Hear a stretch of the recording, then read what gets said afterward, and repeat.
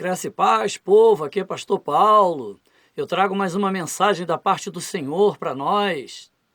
Amados, eu quero falar hoje sobre o chamado profético.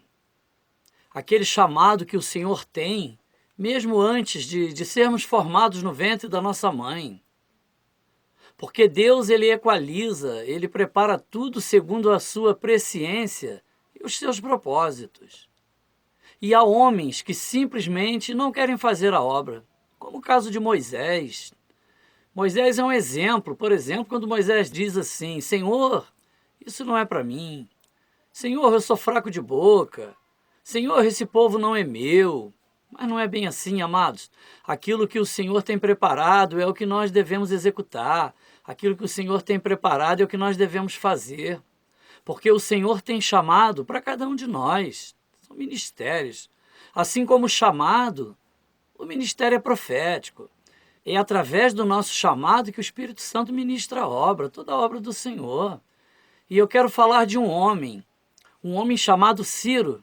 O ministério de Ciro foi profetizado 100 anos antes do seu chamado. Lá em Isaías 44, 28, que diz assim: que digo de Ciro, é meu pastor e cumprirá tudo que me apraz, dizendo também a Jerusalém, tu serás edificada, e ao templo, tu serás fundado. E Deus, ele vela pela sua profecia, pela sua palavra. Em Isaías 55, 11 diz assim: assim será a minha palavra que sair da minha boca. Ela não voltará para mim vazia, antes fará o que me apraz e prosperará naquilo para que a enviei. E o Senhor está sempre anunciando coisas e sempre velando pela sua palavra, porque a profecia é algo que sai da boca de Deus. Amém? Amados, a nossa mensagem de hoje, ela se encontra lá em Esdras capítulo 1, do versículo 1 ao 3, que diz assim: no primeiro ano de Ciro, rei da Pérsia, para que se cumprisse a palavra do Senhor pela boca de Jeremias, despertou o Senhor o espírito de Ciro, rei da Pérsia, o qual fez passar pregão por todo o seu reino, como também por escrito, dizendo: assim diz Ciro, rei da Pérsia, o Senhor Deus dos céus me deu todos os reinos da terra e me encarregou de lhe edificar uma casa em Jerusalém, que está em Judá. Quem há entre vós de todo o seu povo, seja seu Deus com ele, e suba a Jerusalém, que está em Judá, e edifique a casa do Senhor Deus de Israel. Ele é o Deus que está em Jerusalém. Amém. Senhor Deus e meu Pai, eis aqui a Tua palavra, toma em Tuas mãos agora a direção dessa mensagem, me dá o entendimento, Senhor, me dá todo aquele esclarecimento, tudo aquilo que eu preciso para falar com o Teu povo, que esse povo venha a ser tocado, edificado, que o coração desse povo venha comportar a Tua palavra e o Teu amor, e que venham Te conhecer a cada dia em nome de Jesus, amém? Amados, no versículo 1, vemos o cumprimento da profecia do ministério de Ciro. Ciro era rei da Pérsia, Ciro era um homem gentil, Ciro era inimigo do povo de Deus, consequentemente inimigo de Deus. Ciro era um homem poderoso. E aí a gente vê que Deus simplesmente transforma, amados, o nosso caráter. Deus, ele transforma a nossa forma de pensar. Deus, ele nos dá direção. Deus, ele nos coloca nos seus planos, no seu ministério, na sua direção. Porque o Senhor, ele muda toda a nossa história. Deus transforma o coração do homem e o traz para a sua presença. E essa palavra vai transformar o teu coração. Essa palavra, ela vai te aproximar mais da presença de Deus. Essa palavra vai revelar a você o teu chamado e o teu ministério. Porque Deus levanta homens, profetas, para anunciar os seus propósitos. Porque os propósitos de Deus são imensos.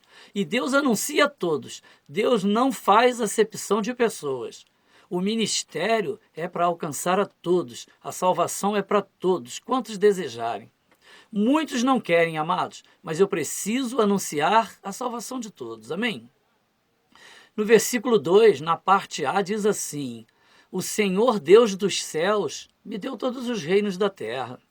Deus exaltou Ciro. Ciro exaltou ao Senhor. Ciro reconhece que se ele está nessa posição é porque Deus o colocou. E é isso que às vezes a gente não faz, amado. Ciro é colocado em lugar de excelência. Ciro é colocado como rei. Ciro reconhece o poder de Deus. Aí entra exatamente a nossa dificuldade.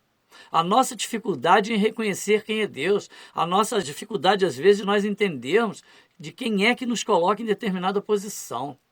Eu quero falar, por exemplo, de Nabucodonosor. Ele não entende que foi Deus que lhe deu todo o poder. E aquele homem diz simplesmente, sabe, não é essa a Babilônia que eu construí? Então o coração daquele homem se ensoberbece, sabe? E Deus coloca aquele homem no pó. Mas Ciro não. Ciro é um homem levantado por Deus para fazer a obra do Senhor. Ciro é um salvador, um resgatador que vai construir um templo, vai determinar que Israel pode voltar para sua terra e buscar o seu Deus. Às vezes nós não damos a Deus, amados, as glórias devidas. Às vezes o deixamos em segundo plano, quando não em último plano. E é assim, se a situação apertar, eu recorro a Deus. Buscar a Deus constantemente. Ciro sabe o seu lugar. Ciro tem responsabilidade com as coisas de Deus, com as coisas do Altíssimo. Eu só entendo o meu lugar quando primeiro eu reconheço o lugar de Deus. Preciso saber quem é Deus, preciso conhecer a Deus. Eu só entendo o meu lugar quando reconheço o meu chamado. Eu só entendo o meu chamado quando reconheço quem me chamou. Eu só entendo o meu ministério quando reconheço para que eu fui chamado. A palavra de Deus é resposta, é a boca de Deus. Da mesma forma que Deus provê, da mesma forma que Deus fala, da mesma forma que Deus profetiza, Deus dá a resposta. E tudo que sai da boca de Deus acontece. Amém, povo? O versículo 2, na parte B, diz assim: o Senhor me encarregou de lhe edificar uma casa em Jerusalém. Ciro foi chamado para a obra do Senhor. Ciro foi chamado para uma grande obra, uma obra de privilégio, uma postura de privilégio que esse homem teve. O chamado é para eu fazer.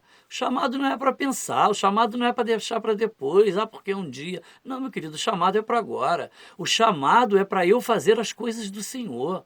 O chamado não é para fazer as coisas do homem. O chamado não é para fazer do jeito do homem, nem aquilo que o homem quer, mas é o que está no coração de Deus. O chamado é para fazer no local que Deus determinou. E Ciro entendia que aquele templo era para ser reconstruído em Jerusalém, porque era ali que estava a presença do Senhor. E era para construir no tempo de Deus, tudo determinado no seu tempo, no formato, nos moldes do Senhor. Isso se chama santidade, porque Deus é santíssimo. E mais um ponto, amados. Cada um no seu quadrado, sabe? Cada um no seu local, cada um do seu jeito naquilo que o Senhor tem te chamado.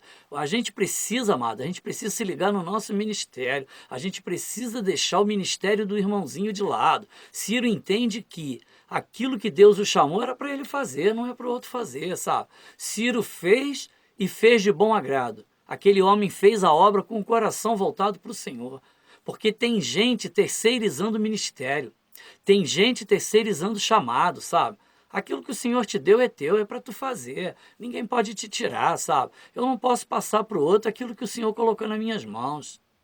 No versículo 3 mostra que a obra é para todos subirem a Jerusalém. O chamado é para todos. Deus não faz acepção, porque o Senhor quer convocar todos para uma grande reunião, uma grande congregação que será no céu. E o chamado, amado, o chamado é para edificação, o chamado é para construção, é para fazer, é construir. A edificação é construção do teu ministério. Edificação é construção do teu ministério. O teu ministério precisa andar, o teu ministério precisa crescer, o teu ministério precisa desemperrar, o teu ministério ele precisa se fortalecer.